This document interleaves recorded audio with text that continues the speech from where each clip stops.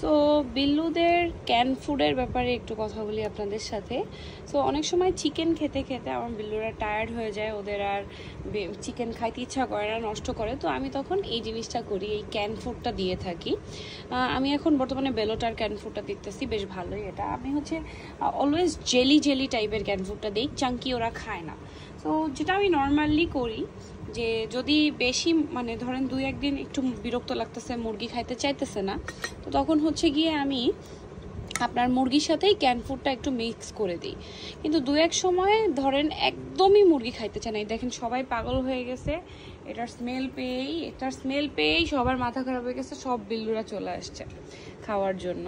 তো সেটা খোলার পরেই পাগল হয়ে গেছে। তো ক্যান ফুড ওরা অনেক লাইক করে, সব ক্যাটস আমার।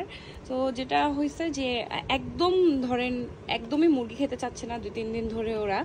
আর আজকে আমার মুরগি সেদ্ধ করাও হয় নাই। সো ওদের অনেক ক্ষুধা লেগে গেছে, সকাল অলমোস্ট 11টা বেজে গেছে, এখন তো না খাবার না দিলে সমস্যা।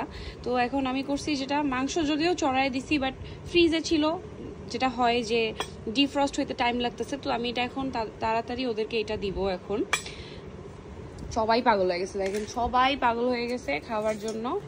সো এই যেহেতু আমার আজকে হচ্ছে চিকেন নাই, চিকেনটা মানে এখনো সিদ্ধ হয় নাই, এই যে আগেই খাওয়া শুরু হয়ে গেছে, দেখেন সময়ও দিচ্ছে না। তো এটা ছিল হচ্ছে ক্র্যাব মিটের সাথে Real tuna topping salmon in jelly.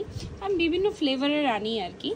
তো এটা যেহেতু এখন আমি কিন্তু এটা ডাইরেক্ট দিব না, ডাইরেক্ট দিলে অভ্যাস বেশি খারাপ হবে, আমি এত খারাপ অভ্যাস করাবো না। তো তার জন্য মানে ডেইলি এত তো দেওয়া সম্ভব না। একটা ক্যান অলমোস্ট 170 টাকা দাম পড়ে যায়, 400 গ্রাম। এইটাই বেটার, পাউচের থেকে আমি মনে করি এটা সাশ্রয়ী বেশি। সবাই দেখেন কিভাবে পাগল হয়ে গেছে। তো আমি হচ্ছে এটা করব কি, যেহেতু আমার এখন মুরগি সিদ্ধ আমার নাই, আমি এটা হচ্ছে ক্যাট ফুডের সাথে মিক্স করে দিব। আপনারা খালিও দিতে পারেন চাইলে, it's up to you. But আমার যেহেতু অনেক ক্যাট, এই 400 গ্রামের একটা মানে এটা হাফ খায় 2 জনে। সো এতগুলো 6টা ক্যাটের তো এটা হবে না। তো আমি হচ্ছে গিয়ে ক্যাট ফুডের সাথে মিক্স করে দিব। এদের জ্বালায় আমি কিভাবে মিক্স করে দিব বলেন?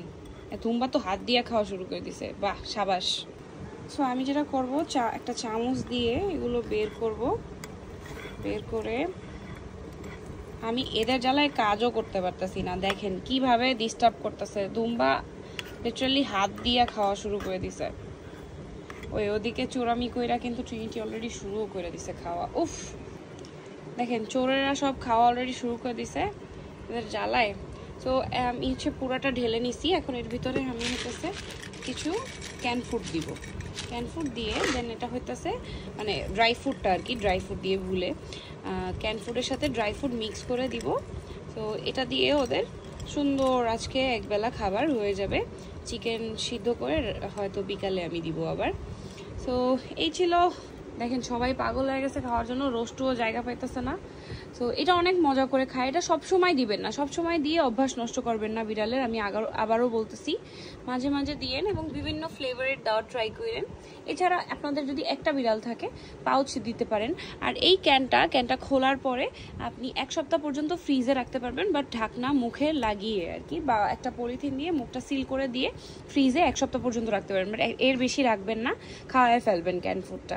সো আজকের জন্য এতটুকুই। Thank you so much for watching. আল্লাহ হাফেজ। যে সবাই খাওয়া দাওয়ায় ব্যস্ত হয়ে গেছে, ফ্লোরে ফালায় টালায় খাওয়া শুরু করে দিছে মাশাআল্লাহ।